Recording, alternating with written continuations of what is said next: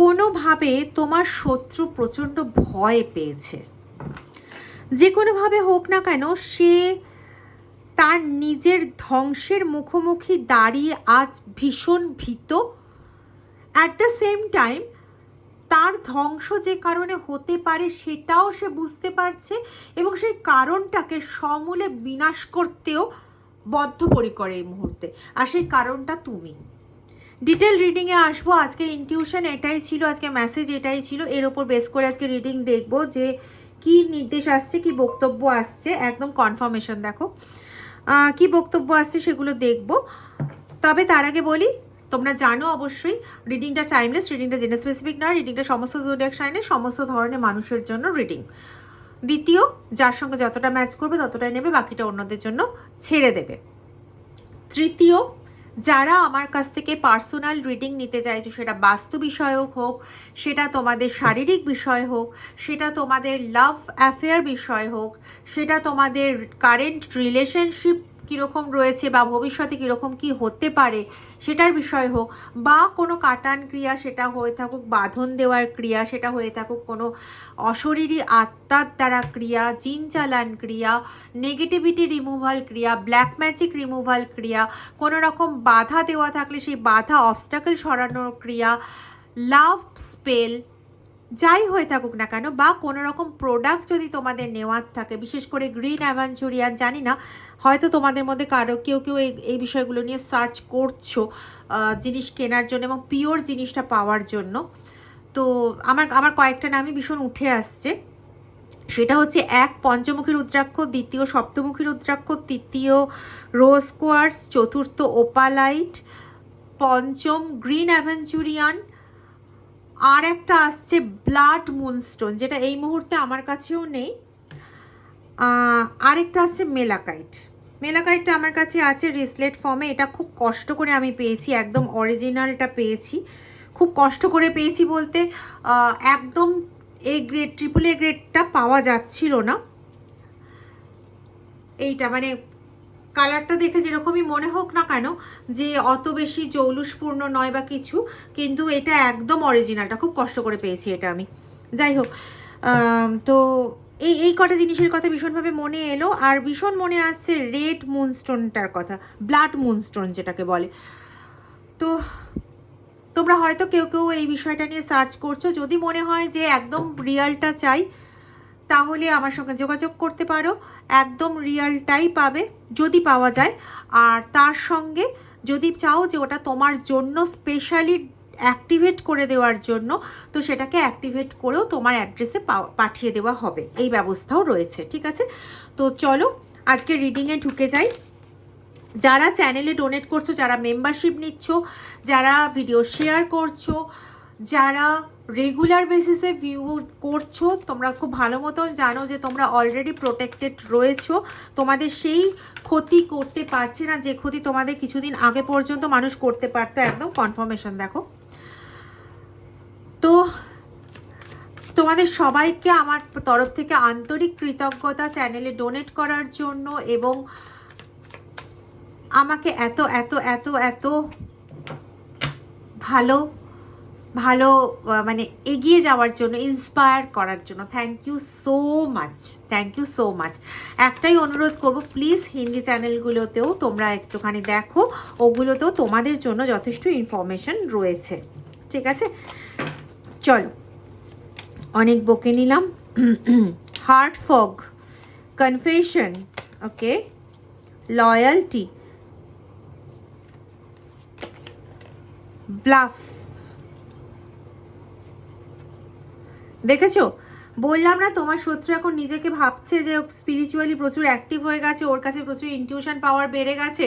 ও ভাবছে কি ওর কাছে সেই ট্রাস্টিং ব্যাপারটা চলে এসছে, ও নিজেই সব কিছু বুঝতে পারছে, নিজেই সব কিছু করতে পারবে, এই ব্যাপারটা চলে এসছে। কিন্তু অ্যাকচুয়ালি সে মূর্খের স্বর্গে বাস করছে, অ্যাকচুয়ালি সে মূর্খের স্বর্গে বাস করছে। ঠিক আছে, তো সে যদিও বা কনফেস করছে যে সে এই ভুল কাজগুলো করেছে, তার জন্য তার জীবনে আজকে বিভিন্ন ধরনের সমস্যাগুলো আসছে। যেই সমস্যাগুলোর মধ্যে আমার কাছে ভীষণভাবে আসছে যে কারোর হার্টের সমস্যা, হঠাৎ করে ধরা পড়েছে, কারোর বাড়িতে প্রচণ্ড অশান্তি এমনভাবেই শুরু হয়েছে যে মেন্টালি ইরিটেট হয়ে যাচ্ছে ওই বাড়িতে থাকতে, মানে ওই বাড়িতে ঢোকা তার কাছে একটা বিশাল দুঃসহ ব্যাপার হয়ে গেছে। মানে সে দেখা যায় যে আগে যে লোকটা 9টা সাড়ে 9টা বা 10টার মধ্যে, রাত্রি 10টা বা 9টা সাড়ে 9টার মধ্যে বাড়ি ঢুকে যেত, সে এখন রাত্রি 11টা বেজে যাচ্ছে, 11:30 বেজে যাচ্ছে, 12টা বেজে যাচ্ছে, কাজের নাম করে কাজের দোহাই দিয়ে সে বাইরে কাটাচ্ছে, এবং সেটা একদিন নয়, দিনের পর দিন।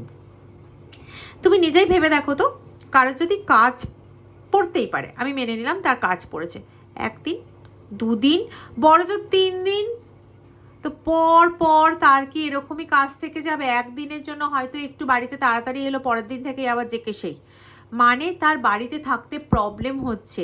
এবার এই যে বাড়িতে থাকতে প্রবলেম হচ্ছে, যেহেতু এটা জেনারেল কমন কালেকটিভ রিডিং, সবার ক্ষেত্রে এটা একরকম নয়। কিছু কিছু শত্রু রয়েছে যাদের বাড়িতে থাকতে প্রবলেম হচ্ছে এই জন্য যে তারা যে অশরীরী বা জিন চালান করেছিল তোমার ওপর, সেই জিন এখন তাদের ওপর হাবি হচ্ছে, এবং সেটা ওদের বাড়িতেই ওরা ফেস করছে, যার জন্য বাড়িতে থাকতে ভয় পাচ্ছে।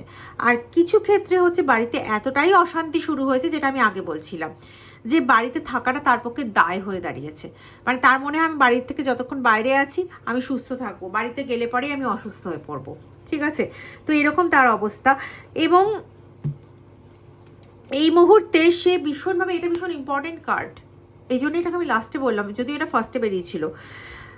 হার্ট ফগ, এখানে সে না, তার ইমোশনগুলো পুরোপুরি ব্লকড হয়ে গেছে। মানে সে আগে যে ইমোশনাল খেলাগুলো খেলতো মানুষের সাথে, মানে মানুষের ভরসা অর্জন করে তারকে বিধিয়ে বিধিয়ে কষ্ট দেওয়া, নিজেকে একটা দেখানো, লোক দেখানো যে আহা তোমার কষ্টে সে কত কষ্ট পাচ্ছে, তোমার দুঃখে সে কত দুঃখী হচ্ছে, বা যে কোনো বিষয় নিয়ে কাউকে উস্কানো তোমার এগেনস্টে, সেই সময় ইমোশনাল যে ড্রামা ক্রিয়েট করা, সেই জায়গাটাতে ওর কোথাও একটা ব্লকেজ ক্রিয়েট হয়েছে, ঠিক আছে? এবার সেটা বুঝতে পারছে না যে ব্লকেজটা কেন ক্রিয়েট হয়েছে।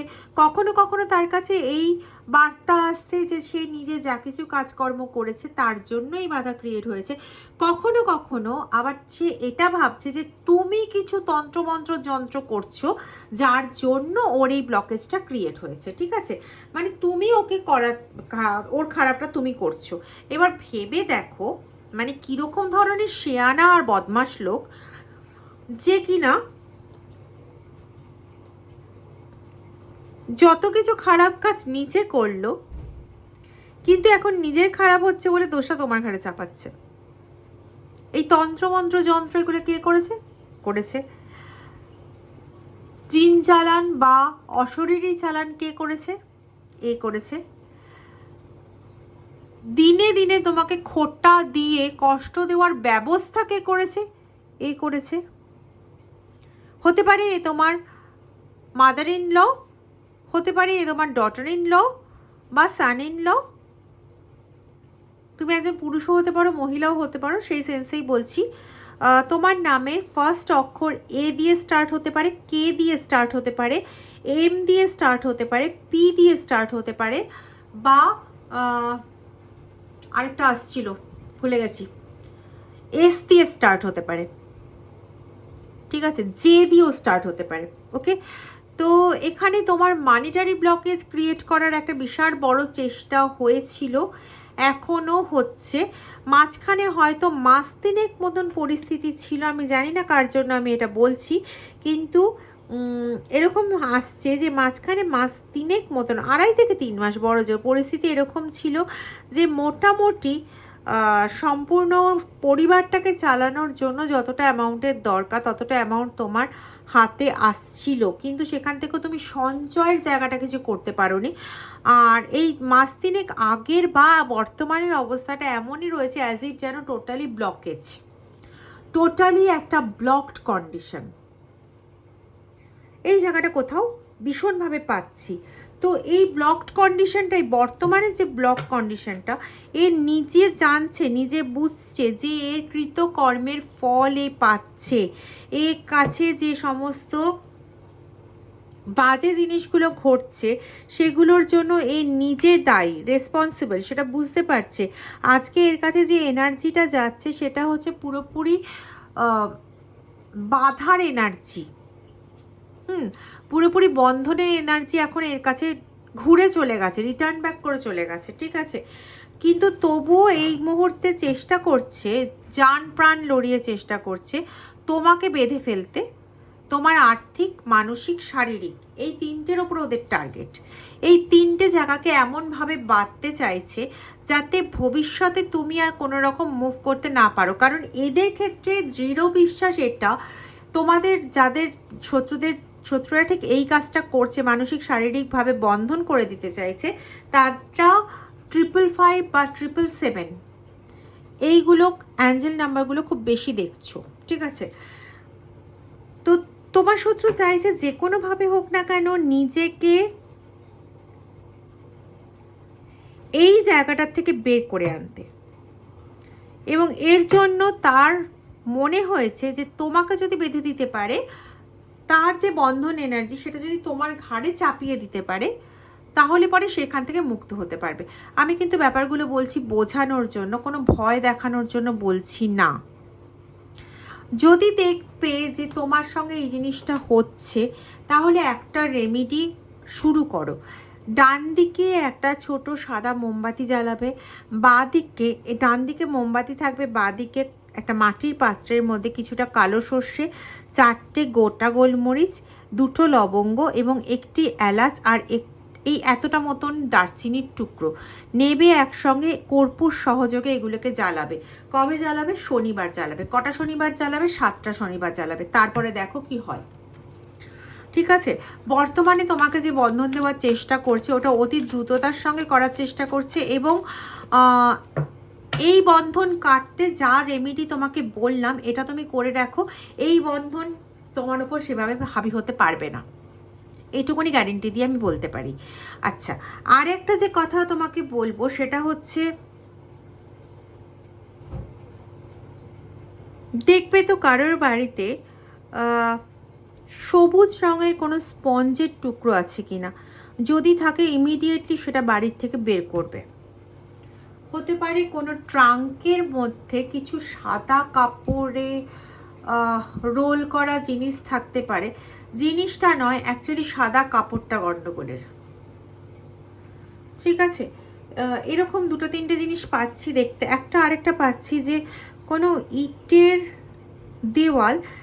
দেওয়ালের ফাঁকে সেই ছোট ছোট খোপগুলো থাকে না, সেই খোপের মধ্যে কোনো প্লাস্টিকে মাটি ভরলে যেরকম দেখতে হয়, মানে কালারটা প্লাস্টিকের, স্বচ্ছ প্লাস্টিকের ভেতরে মাটি ভরে দিলে পরে ওই মানে প্লাস্টিকের গায়ে মাটি লেগে থাকলে যেরকম কালার হয়, ওরকম কালারে কোনো একটা প্লাস্টিককে ভাঁজ করে, মানে ট্রান্সপারেন্ট সাদা কালারেরই তার ভেতর ওরকম মাটি লাগা, অথবা ওই কালারের কোনো প্লাস্টিক ভাঁজ করে ওই ইটের ফাঁকের মধ্যে ঢোকানো। কখনো কোনো কারণে ওই প্লাস্টিকটাকে ব্যবহার করা হয়েছিল, অবভিয়াসলি কোনো অশুভ কারণে ব্যবহার করা হয়েছিল। আচ্ছা, তোমাদের বাড়িতে কারোর ছাদে বা কোথাও কোনো লতানো গাছে আগুন ধরানো হয়েছিল, এরকম কিছু আছে কি? যদি থেকে থাকে তোমরা তাহলে, মানে যাদের ক্ষেত্রে এটা হয়েছে, বা তুলসী গাছে সঙ্গে কোনো রকম ছেড়ছাড়ি করা। দেখো, এমনি তো পাখিতে মঞ্জুরি নিয়ে যেতে পারে, বা পাখিতে অনেকে আছে তুলসী পাতা খায়, সেটা করতে পারে, সেটা আলাদা ব্যাপার। কিন্তু যদি কোনো ডাল ছিঁড়ে নিয়ে যাওয়া বা আগুন লেগে যাওয়া বা এরকম ধরনের, মানে কিছু যেটা অ্যাকচুয়ালি কোনো মানুষ ছাড়া করতে পারবে না, এরকম যদি কিছু হয়ে থাকে, বা কোনো লতানো গাছের সঙ্গে যদি এটা হয়ে থাকে, তাহলে প্লিজ বি কেয়ারফুল। কোনো কয়লার টুকরো বা কাঠ কয়লার টুকরো যদি পেয়ে থাকো বাড়িতে হঠাৎ করে, মানে যেখানে তোমাদের এই কাঠ কয়লার টুকরো আসারই কথা না, কারণ বাড়িতে উনুনের কোনো সিনই নেই, ঠিক আছে? বা কোনোভাবে কেউ মানে ফেলে যেতে পারে, আশেপাশের কেউ ইউজ করে ফেলে যেতে পারে, এরকমও কোনো ব্যাপার নেই। যদি এরকম কেউ পেয়ে থাকো কাঠ কয়লার টুকরো, পুরনো কাঠ কয়লার টুকরোও হতে পারে, তাহলে একটু সাবধান, কারণ এগুলো কাজ করা কোনো বস্তু রিসেন্টলি কাজ করা হয়েছে, কারণ এরা চাইছে, এদেরকে কেউ বুদ্ধি দিয়েছে এটা, যে তুমি তোমার নিজের যে এনার্জি ব্লকেজ বা যে জিনিসটা ক্রিয়েট হয়েছে তোমার হেলথের যে ব্লকেজটা ক্রিয়েট হয়েছে, এই হেলথের ব্লকেজ, এনার্জি ব্লকেজ তুমি চালান করতে পারো। ডিমের খোসার টুকরো তোমার বাড়ির সামনে পড়ে থাকতে পারে, সিমেন্টের গুঁড়ো, এগুলো আমি খুব দেখতে পাচ্ছি, তাই জন্য বলছি। আচ্ছা, শালিক পাখি কেন দেখলাম বুঝলাম না।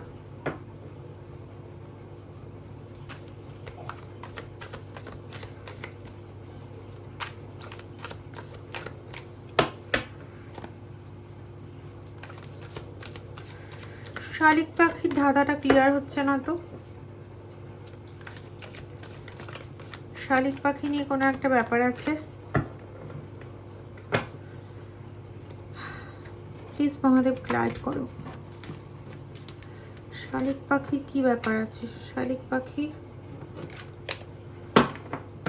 শালিক পাখি কেন দেখলাম? একটাই শালিক পাখি দেখলাম কেন? Please guide me Mahadev, please.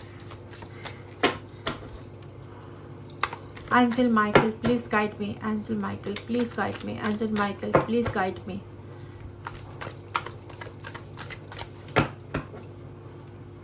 Thank you, Angel. Thank you. Thank you. Thank you. Thank you. Thank you, Angel. Thank you. Thank you. Thank you. Commitment, okay. Bitterness, okay. Apology, or chemistry. Last one is perspective.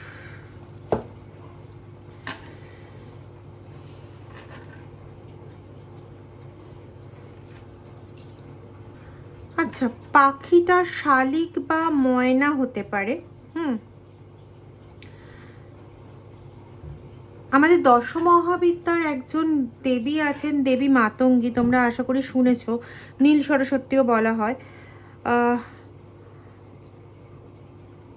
Saraswati দেবীর তান্ত্রিক রূপও বলা হয়, নীল সরস্বতী না, sorry, Saraswati দেবীর তান্ত্রিক রূপ বলা হয় দেবী মাতঙ্গী।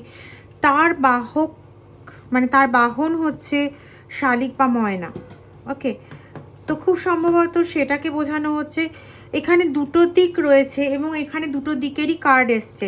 এক একজনের ক্ষেত্রে পার্সপেক্টিভ আলাদা আলাদা, দৃষ্টিভঙ্গি বা দেখার দিকটা আলাদা হবে। কারোর ক্ষেত্রে হচ্ছে তোমার ভালো দিন আসতে চলেছে, যেটা নাম্বার দেখতে পাচ্ছি 333। যারা 333 দেখছো, ডেফিনেটলি ভগবানের তরফ থেকে, ঈশ্বরের তরফ থেকে তোমাদের জন্য সংকেত হচ্ছে এটা, যে তোমাদের জন্য শুভ দিন আসছে। তোমরা ঈশ্বরের কাছে এতদিন ধরে যে অ্যাপোলজি চেয়ে গেছো, এতদিন ধরে যে কষ্ট করেছো কিন্তু কন্টিনিউ তোমরা তোমাদের প্রার্থনা চালিয়ে গেছো, সেইটাই কোথাও গিয়ে এখানে হচ্ছে, ঠিক আছে? সেটা কোথাও গিয়ে তোমার এখানে আসছে যে ওই যে এতদিন ধরে তার কাছে প্রার্থনা করেছো, তোমার প্রার্থনা কোথাও স্বীকার হচ্ছে।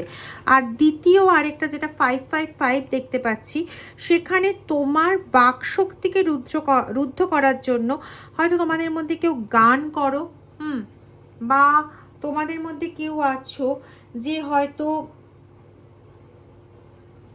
কমিউনিকেশনে প্রচণ্ড দক্ষ, তাদের কমিউনিকেশন এনার্জি, গানের এনার্জি, মানে সঙ্গীতের এনার্জি, জ্ঞানের এনার্জি, এই জায়গাগুলোকে না বেঁধে দেওয়ার চেষ্টা করা হচ্ছে। এই জায়গাগুলো এতটাই তিক্ততায় ভরিয়ে দেওয়ার চেষ্টা হচ্ছে যে তোমাদের নিজেদের মধ্যে যে ভালোবাসার সম্পর্ক, যে আত্মিক বন্ধন হতে পারে, সেটা তোমার পার্টনার হতে পারে, সেটা তোমার বাবা মা বা ভাই বোন বা তোমার কোনো বন্ধু, ফ্রেন্ড, ফিলোসফার, গাইড যাদেরকে বলি, এরকম কোনো ব্যক্তির সঙ্গে তোমার যে কমিউনিকেশন, তোমার যে কেমিস্ট্রি, সেই জিনিসটাকে পুরোপুরি একদম তিক্ততায় ভরিয়ে দিতে চায়, যাতে তুমি আর কারোর কাছ থেকে কোনো রকম সাহায্য না পাও। ওই যে বললাম না, তোমার শত্রু ভাবছে যে তুমি কোনো তন্ত্রমন্ত্র যন্ত্র করে ওর এগেনস্টে এগুলো করেছো এবং সেই জন্য ও এই ফলটা পাচ্ছে।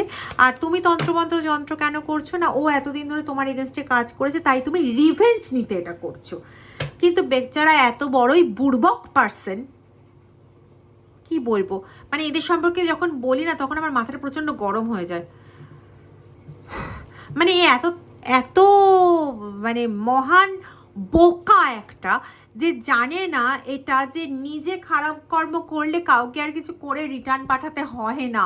নিজে খারাপ কাজ করলে তুই রিটার্ন পেতিসই, আর সেটাই পাচ্ছিস, আর সেটা পাবিও, সেটা পেতেই হবে। কাউকে দিনের পর দিন অযথা অকারণে কোনো সরল মানুষকে কষ্ট দিয়ে যাবো, যন্ত্রণা দিয়ে যাবো, আর আমি নিজে ভালো থাকবো, এটা কোনোদিন হতে পারে না, কোনোদিন হয় না। কারোর অনিষ্ট চিন্তা করে যাব আর নিজের জন্য ভালো হবে, এটা কোনো দিন হয় না। আরে তুমি তো এমন মানুষ যে নিজে খারাপ থাকলেও চিন্তা করো না ওই মানুষটা ভালো থাকুক। তোমার এগেনস্টে কোনো কিছু কাজ নাই বা করুক, সে যদি খারাপ চিন্তাগুলোও করতে থাকে, সেগুলোই তার অনিষ্ট এমনি ডেকে আনবে। আজকে সেটাই হচ্ছে, তো তোমার ঘাড়ে দোষ দিয়ে কী লাভ? কিন্তু ওই যে স্বভাব তো কারোর চেঞ্জ হয় না, ওটা তো চেঞ্জ হয় না। আর এই যে টক্সিক, সে টক্সিকই থাকবে, সে তো শুধু বিষই দিতে জানে। ওই যে অনেকদিন আগে বলেছিলাম না, সাপের ছোবল থেকে শুধু বিষই আসবে, কারণ ওর কাছে ওটাই আছে। তো তোমার চারপাশে এই যে শত্রুবর্গ রয়েছে, যারা তোমার পরিবারেরই লোক, ম্যাক্সিমাম ক্ষেত্রে আমি পাচ্ছি 7 জনের গ্রুপ, 5 জনের গ্রুপ, 2 জনের বা 3 জনের গ্রুপ, এরকম পাচ্ছি। কারো ক্ষেত্রে তো আরও ভালো, টোটাল 16 জন আছে। বাপরে বাপ, তুমি মানে তুমি এমনি ঈশ্বর হয়ে গেছো। এতজন শত্রুকে নিয়ে যদি এক জায়গায় বাস করতে হয়, তাও আবার 13-14 বছর ধরে, 17 বছর ধরে, তা তুমি এমনি মানে ওই কি বলে ওটাকে, সহ্য করতে করতে তুমি ঈশ্বর হয়ে গেছো। আমার প্রণাম ভাই তোমাকে। যাই হোক, এবার বক্তব্য হচ্ছে তোমার এগেনস্টে এখন ক্রিয়া করতে চাইছে তোমাকে থামানোর জন্য। বারে বা, মানে যেটা ওর নিজের আরও বেশি ব্যাকফায়ার এনার্জি টেনে আনবে। ভালোই করছে একদিকে, যত তাড়াতাড়ি মানে পরিবেশ দূষণমুক্ত হয় ততই ভালো, কি বলো তোমরা? যাই হোক, চলো আজকে রিডিংটা এই পর্যন্তই রাখি। যদি রিডিংটা ভালো লেগে থাকে প্লিজ প্লিজ এটা একটু শেয়ার করে দিও। যারা এখনও সাবস্ক্রাইব করোনি তারা চ্যানেলটা সাবস্ক্রাইব করে নাও, লাইক কমেন্ট করতে ভুলো না। আর আগেও বলেছি, এখনও বলছি, যারা মেম্বারশিপ নিচ্ছ, যারা ডোনেট করছো চ্যানেলে, তাদেরকে জানাই থ্যাংক ইউ সো মাচ, অনেক কৃতজ্ঞতা জানাচ্ছি তোমাদের। আর ম্যানিফেস্টেশন ক্যান্ডেল আজকে না আমি কিছু তোমাদের ট্যাগ করে দেবো, তোমরা ওই ক্যান্ডেলগুলো ইউজ করতে পারো, ইউজ করে দেখতে পারো। ম্যানিফেস্টেশনের জন্য কিন্তু যথেষ্ট কার্যকরী হচ্ছে। আমি কয়েকজনকে সাজেস্ট করেছিলাম, তারাই আমায় জানিয়েছে, তাই জন্য আমি আজকে এটা ট্যাগ করে দেবো। ঠিক আছে, খুব ভালো থাকো, প্রোটেক্টেড থাকো, পজিটিভ থাকো please. Thank you so much.